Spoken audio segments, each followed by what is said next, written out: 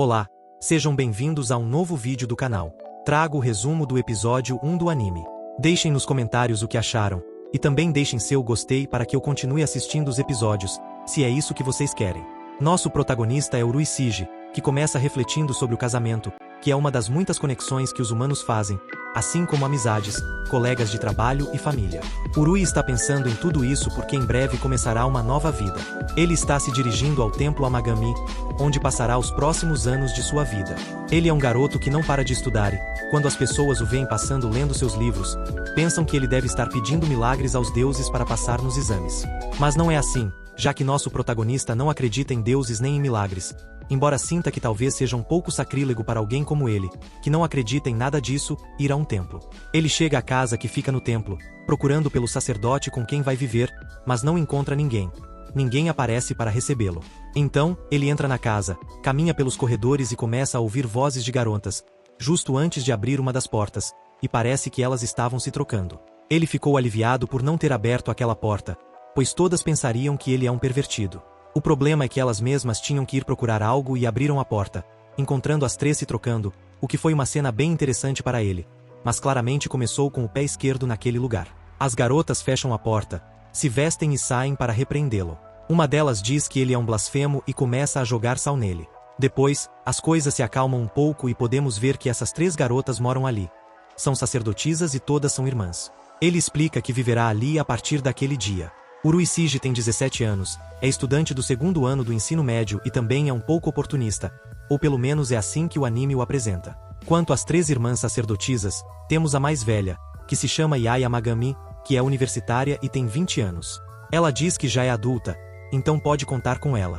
A irmã mais nova se chama Azai Amagami e tem 14 anos, é estudante do ensino fundamental e diz que pode ser tratada como se fosse sua irmãzinha. Ele acha tudo isso um pouco estranho, mas ela diz que, no final das contas, vão viver juntos sob o mesmo teto, então não há nada de estranho. Por último, temos a irmã do meio, que se chama Yuna Amagami, ela tem 17 anos, assim como o nosso protagonista, e também tem a personalidade mais forte. Pode-se dizer que é a tsundere e era a que se opunha ao fato dele poder viver ali porque ele é homem. Além disso, nosso protagonista também não fez uma boa primeira impressão. Mesmo assim, ele diz que não tem problemas e que não vem para ser da família nem nada disso, só quer um lugar para estudar. Assim, Yuna diz que dará o benefício da dúvida, mas que, se ele vai viver ali, mais vale que se comporte.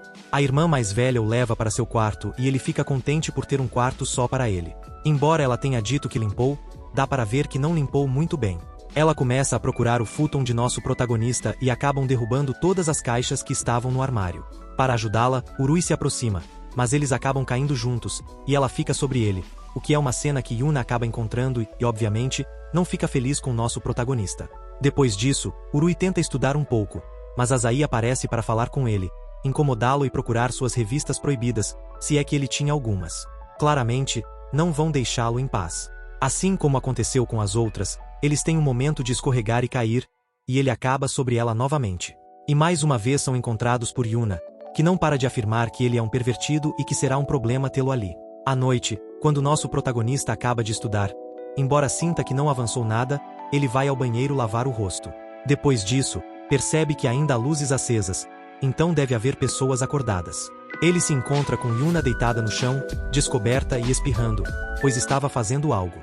Ele se aproxima para colocar o cobertor nela, para que não passe frio, e ela, nesse momento, acorda e, obviamente, malinterpreta tudo. E aqui, dessa vez, quem os encontra são as outras duas irmãs, que não querem incomodá-los e pensam que nosso protagonista quer fazer algo indecente com todas elas. Depois que conseguem conversar, ele pergunta a Yuna o que estava fazendo acordada tão tarde, e ela estava fazendo uma mori, que são talismãs que as pessoas recebem para se conectarem com os deuses e assim orar e receber milagres. Elas não cobram nada por isso, mas fazem por amor ao próximo. As três tiram cordões vermelhos do cabelo, que são presentes que suas mães lhes deram antes de partir.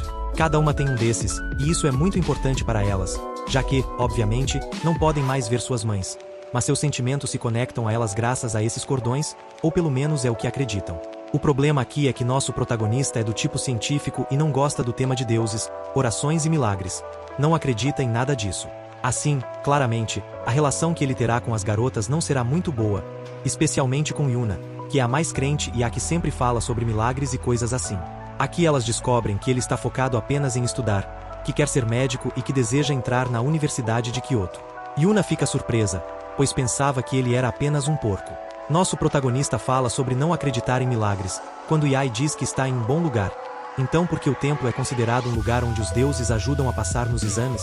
E supostamente funciona. Yuna fala sobre que na primavera se aproxima a chuva de estrelas, que é um momento para sair, presenciar e se banhar com o pó das estrelas, o melhor momento para orar e conseguir um milagre dos deuses.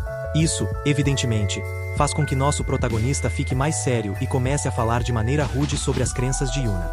Uma das coisas mais importantes na vida é não mexer com as crenças dos outros. Então, depois disso, a sacerdotisa quer ser bruxa só para amaldiçoá-lo, ou pelo menos é o que diz nosso protagonista. Ele pode ver como as garotas sacerdotisas se encontram com as pessoas que vão visitar o templo. Yuna está tendo problemas para falar com uma menininha que claramente não é japonesa e fala inglês. Mas o inglês de Yuna não está muito polido. Então, Urui aparece para ajudá-la e diz que Kyoto é um lugar turístico, cheio de estrangeiros, e que, se ela quer se sair bem em situações assim, deve melhorar seu inglês. Elas têm uma pequena discussão, mas no final, ela admite que, naquele momento, ele foi útil. Há uma pequena ventania e um pássaro passa, levando a corda que Yuna tinha no cabelo. Ela fica muito triste porque era um dos presentes importantes de sua mãe. No final do dia, quando já procuraram por todos os lados e não a encontraram, elas deixaram tudo nas mãos dos deuses, esperando um milagre. No dia seguinte, continuarão procurando. Urui, evidentemente, não está contente com isso, pois diz que os deuses não vão ajudá-la em nada, e que, se quer algo, precisa fazer por conta própria. Isso é mais um momento onde esses dois colidem, porque não se dão bem por causa dessas crenças. Yuna termina dizendo que, se ele pensa assim, viver naquele santuário não é para ele. Depois disso, ele tenta estudar, mas não consegue. No final, acaba saindo. Azai e Yae vão procurá-lo para falar com ele, mas não o encontram e pensam que os deuses o levaram. Mas não é isso, ele simplesmente saiu e estava procurando a corda de Yuna. Azai e Yae começam a procurar no quarto de Urui e encontram uma foto dele com a mãe, o que parece ser um quarto de hospital. Lá, elas veem que ele também tinha esses típicos talismãs e que provavelmente ele se tornou assim porque, quando sua mãe estava doente, ele pediu muito por um milagre, mas não foi ouvido. Por isso, ele se concentra tanto em estudar para ser médico e não acredita em mais nada. Azai diz a Yae para não se preocupar com a relação de Yuna com ele, porque eles são mais parecidos do que pensam. Ambos não são sinceros com seus sentimentos e também têm corações sinceros. E tudo isso é ouvido por Yuna. Ela sai à procura de nosso protagonista, que estava buscando a corda por todos os lugares, mas não a encontrava. Então, ele se aproximou do santuário e rezou em voz alta, pedindo que ela pudesse encontrar aquele tesouro que sua mãe lhe deu.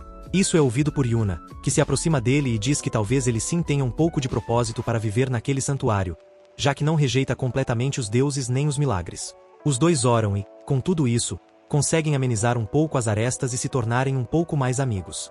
Então, suas irmãs os encontram dizendo que parecem estar em um encontro noturno. Mas, obviamente, não é o caso. Quando estão voltando para casa, começa a chuva de estrelas, que parece mágica, um milagre. Enquanto os meteoros caem, as pétalas de cerejeira também voam. É algo mágico. Mesmo assim, Urui continua dizendo que isso parece mágico, mas na verdade não é. As três garotas se viram para vê-lo e dizem que ele não acha tudo isso bonito, como um milagre.